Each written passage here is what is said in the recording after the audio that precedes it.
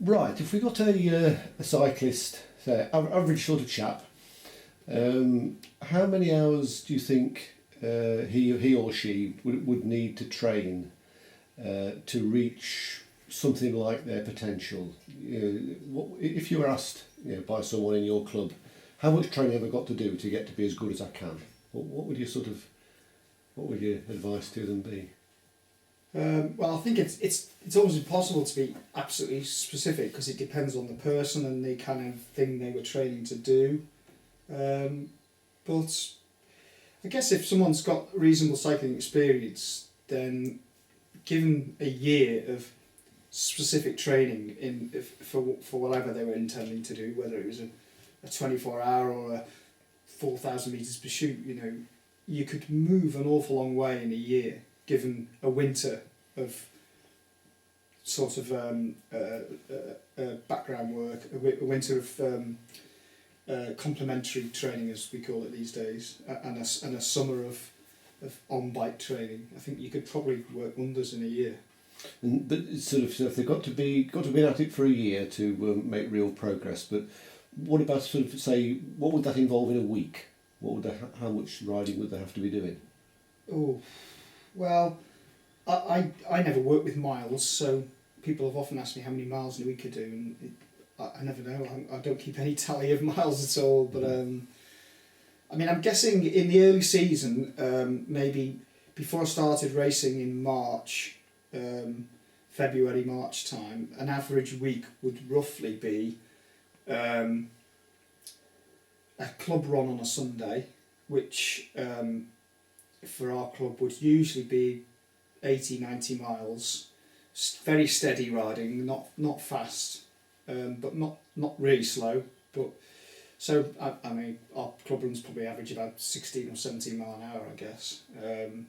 Steady riding with a good group of people, cafe stop, and ride out in the morning to the calf to meet, and ride back from the calf in the evening. So that's probably the best part of 6 hours, quite often 6 hours cycling on a Sunday. But it's largely social, because I was aware even this year that early in the year I just needed good solid base work, and if you make that base work too mind intensive, it's dragging away potential motivation for when you really need it later in the year. So you only have a certain amount of motivation, and each thing you do is a little chip off that block, and you don't want to be taking big chunks off that block in January and February. So I deliberately kept going out with my club mates on a Sunday and doing those long rides with them, even though they weren't specific training at all. There's no way that kind of training will prepare you for racing on its own, but it's good solid base work, and that's important that time of year. So Sunday club run, Monday I think, well, as the year's gone on, Monday was dedicated to core stability work, but that time of year I was doing 2 sessions of core stability a week, so it was Tuesday and I can't remember now. Originally it was Tuesday and Thursday, so I think Monday, probably easier to explain a bit later in the year perhaps. Monday would have been straight to work and back, 30 miles cycling, full day's work, a bit of a rest other than that really, that was all I'd do. Tuesday, ride to work in the morning, 15 miles, day's work, and then a 2-hour ride after work, which was all done on the tri-bars. All my rides to and from work are done on the tri-bars, so they're all quite quick. The Tuesday's ride would be a 2-hour ride on the tri-bars following work, which is done in the dark. So you're doing 15 miles to work and then another 2 hours later on, so you're doing what 3 hours a day? Well, yeah, not quite, but yeah, it'd be close to 60 mile in a day on a Tuesday. Wednesday would be, as the spring had gone on and the lights got a bit lighter, I reduced my core work down to 1 night a week, and Wednesday was my core night. So Wednesday would be just ride to work and back, straight to the gym on the way home, a good hour, an hour and a quarter's core stability work, which was a sort of like just a maintenance program on what I'd spent the winter doing really, which was a more intensive mostly core work. So core work is abdominal area, and also all those myriad of muscles you've got in your core that stabilise your body. And as a cyclist, that's really important. So I spent a lot of time in the winter working on strength and stability in that area, and just reverted to a once a week maintenance program as spring came. So Wednesday night was ride to work and back, core stability on the way home. Thursday night was often given earlier in the year to interval training, so I'd ride to work and back, sometimes tag a little bit of a ride on the ride home, and then come home and immediately get set up for an hour's interval training session on the turbo trainer with Jill, and we'd do it together.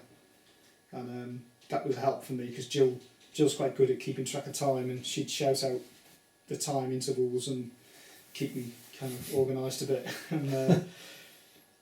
And so often it would be interval training Thursday night, Friday night straight to and from work, and Saturday I'd usually do a good 3 hours on my own on the tri-bars, so it would be 60-65 mile at least tri-bar ride before the Sunday run on the next day. So you must be looking at a total of, in cycling time alone, you're looking at 18-20 hours a week? Or yeah, nothing, but that's probably less than a lot of normal people are doing, and just, there's no great volume there. So, as the year went on, the Thursday night intervals would be replaced by a 10-mile time trial that we'd do, which is only sort of 5 miles, 6 miles away from home. So we'd ride out and do that, and then sometimes we'd switch the intervals to a Tuesday. Okay, alternate weeks I'd do either a 2-hour ride on a Tuesday or an interval training session on a Tuesday, and then the 10 on the Thursday.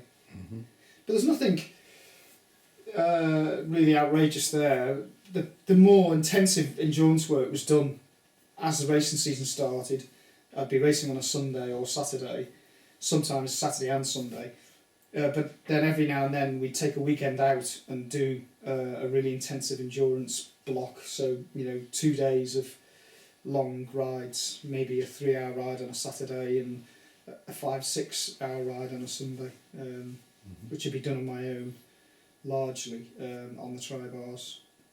So that was when it's at that phase of the training in the spring where you need the motivation, because you're going out and riding long periods on your own, and that is mentally demanding and physically demanding as well, and you don't want that sort of enthusiasm used up in January and February. So it's the January and February is a time for good solid base work and a little bit of quality work in the gym or whatever, inside, and then the springtime's the time when you really need that motivation to go out and do the proper focused training.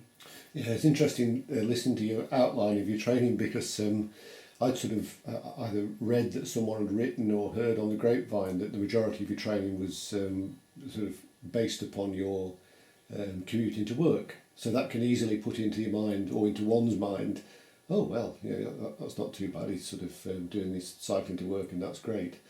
But listening to you, that's very, very much you're cycling to work, and then you're doing your proper training when you get home. Yeah, the cycling to work's just a maintenance program, really. Yeah, which is a world of difference, isn't it? Yeah. It's. I mean, the proper focus work I do is done after work generally. On the rides after I leave work on the way home, and at the weekends. Right. But there's a limit to what you can do with a full-time job. Absolutely. You just can't start cramming in midweek 6-hour rides or 5-hour rides and stuff, because you just get tired, and it's as important to rest as it is to train. So, and it's important to eat right. It's all falls under the envelope of training. That's eating, drinking, bike riding, complementary work in the gym. It's all got to be done, and it's all got to be kept in balance. As soon as one thing becomes overly dependent, then everything else collapses, and you get ill, you get run down, and all goes wrong. Really, it's always better to a bit undertrain than it is to overtrain.